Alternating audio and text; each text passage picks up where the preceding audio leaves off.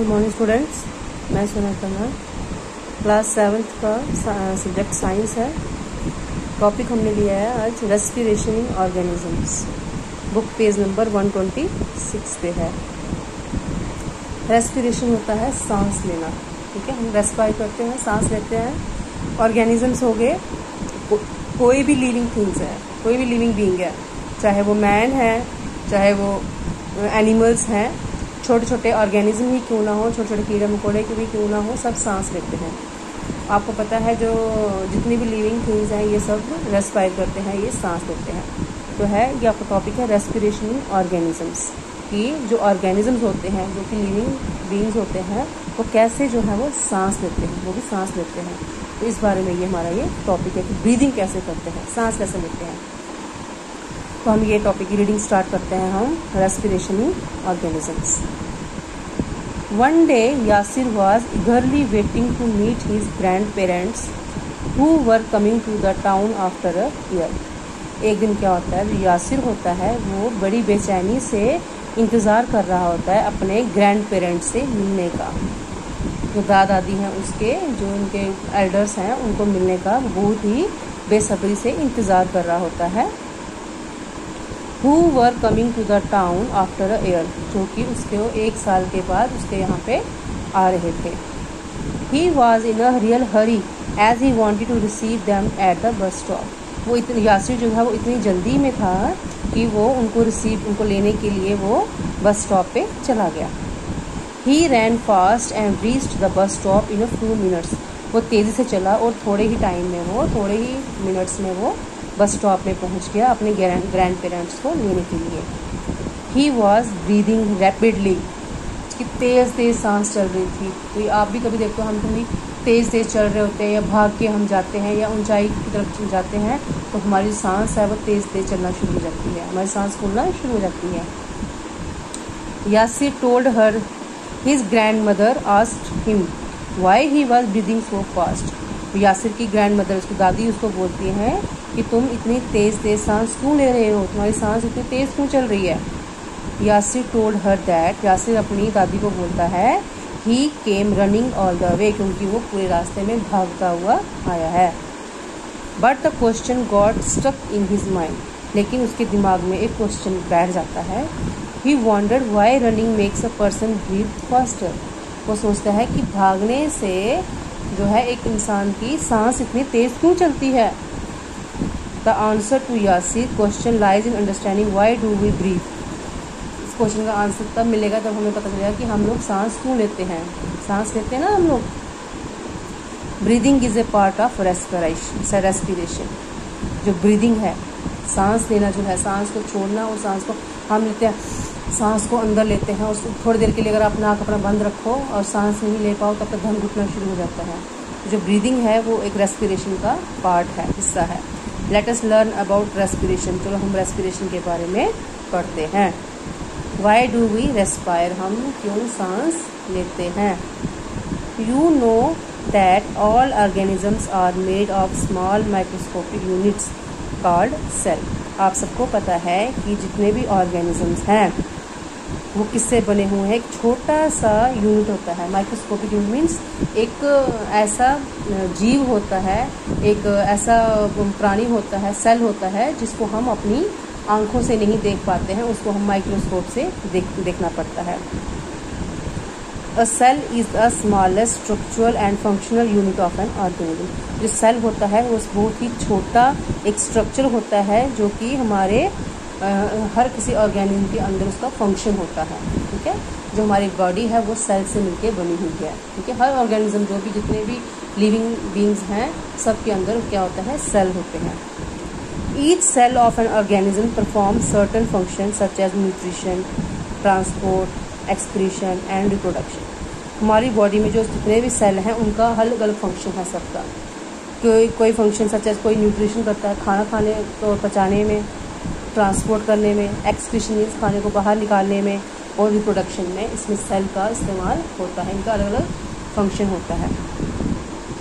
To perform these functions the cell needs energy. इन सब functions को करने के लिए ठीक है, चाहे वो न्यूट्रिशन हो, चाहे वो ट्रांसपोर्ट हो, चाहे वो एक्सक्रीशन हो या रिप्रोडक्शन हो, इन सबको परफॉर्म करने के लिए सेल्स को क्या चाहिए होती है? ताकत चाहिए होती है। हमारी बॉडी के अंदर ताकत होगी तभी हम सारे काम कर पाएंगे, खा पाएंगे, भाग पाएंगे, खाना पचा पाएंगे, सब कुछ कर पाएंगे। Even when we are eating, sleeping और रीडिंग वी रिक्वायर एनर्जी। चाहे आप खा रहे हो, चाहे सो रहे हो या पढ़ रहे हो, इस चीज़ के लिए भी आपको क्या चाहिए होती है? ताकत।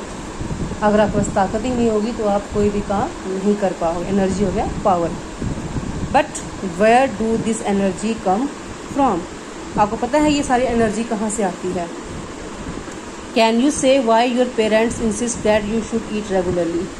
आपके पेरेंट्स क्यों बोलते हैं आपको कि टाइम पे खाना खाना चाहिए? The food has stored energy which is release during respiration. हमारे जब हम सांस लेते हैं तो हमें जो एनर्जी आती है वो हमें कहाँ से आती है? जो हम खाना खाते हैं उससे। अगर आप एक दिन खाना नहीं खाइए, खाना स्किप कर दीजिए, तो क्या होगा? आपको ताकत, एनर्जी नहीं रहेगी और आपकी सांस भी तेज़ तेज़ चलनी शुरू हो जाएगी। Therefore, all living organisms respire to get energy from food. जितने भी ऑर्गेनिजम्स हैं, लिविंग बींग्स हैं, उनको एनर्जी कहाँ से मिलती है? फूड से मिलती है, खाने से। During breathing we breathe in air. जब ब्रीदिंग होती है, हम सांस लेते हैं, तो हम कहाँ सांस लेते हैं? हवा में, खुली हवा में। आपको अगर ऐसे कमरे बंद कर दी जाए जहाँ पे हवा का कोई सोर्स ही ना हो, आपको हवा ही नहीं कहीं मिल रही हो, तो आप जो है सांस नहीं ले पाओगे। You know that air contains oxygen. आप सबको पता है कि हवा में क्या होता है? ऑक्सीजन होता है। We breathe out air which is rich in carbon dioxide. जब हम सांस अंदर खींचते हैं तो हम ऑक्सीजन लेते हैं, जब हम अपनी सांस बाहर छोड़ते हैं तो वो हम क्या करते हैं? कार्बन डाइऑक्साइड छोड़ते हैं।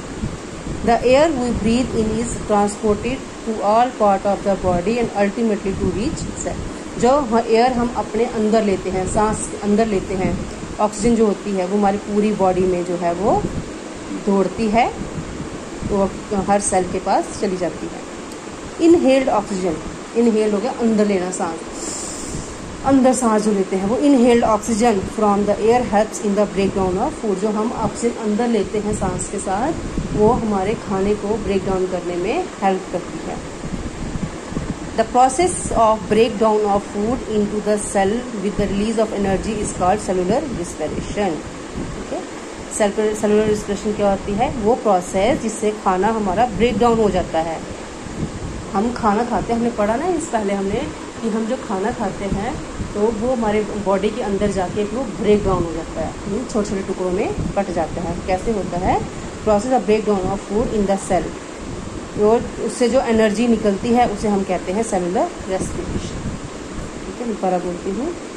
The process of break down of food in the cell with the release of energy is called cellular respiration. जो हम प्रोसेस जिसमें खाना जो है वो ब्रेक डाउन हो जाता है सेल में, और जिससे जो एनर्जी रिलीज होती है उसे हम कहेंगे cellular respiration. Cellular respiration take place in the cell of all organism. Cellular respiration होती है वो हर कोई ऑर्गेनिज्म्स में होती है। In the cell the food glucose is broken down into carbon dioxide and water using oxygen. इसमें क्या होता है? जो हमारा खाना ग्लूकोज ही होता है। जब देखिए कोई पेशेंट जब बीमार होता है तो जब खाना नहीं खा पाता तो उसको ग्लूकोज लगाते हैं ताकि उसको एनर्जी मिले। तो उसमें क्या होता है? सेल में जो फूड जो ग्लूकोज होता है वो ब्रेक डाउन हो जाता है, छोटे छोटे खाने में वो ब्रेक हो जाता है। वो किस में चेंज हो जाता है? वो कार्बन डाइऑक्साइड में चेंज हो जाता है, और जो वाटर, ठीक है, और यूजिंग ऑक्सीजन, जिससे हम ऑक्सीजन यूज करते हैं। When break down of glucose occurs with the use of oxygen it is called aerobic respiration. Cellular respiration वो हो गया जिसमें खाना ब्रेक डाउन होकर सेल के साथ एनर्जी रिलीज होती है, उसे कहते हैं सेलुलर रेस्पिरेशन। और जब खाना जब ब्रेक डाउन होता है, हमारा ग्लूकोज होता है और विद ऑक्सीजन की हेल्प से, उसे हम कहेंगे aerobic respiration. Food can also be broken down without using oxygen, this is called anaerobic respiration. देखिए हमने आज 3 चीजें पढ़ी, सेलुलर रेस्पिरेशन, आपका aerobic respiration and anaerobic respiration. Cellular respiration क्या पढ़ा हमने? कि the process of break down of food in the cell with release of energy, उसे हम कहेंगे सेलुलर रेस्पिरेशन।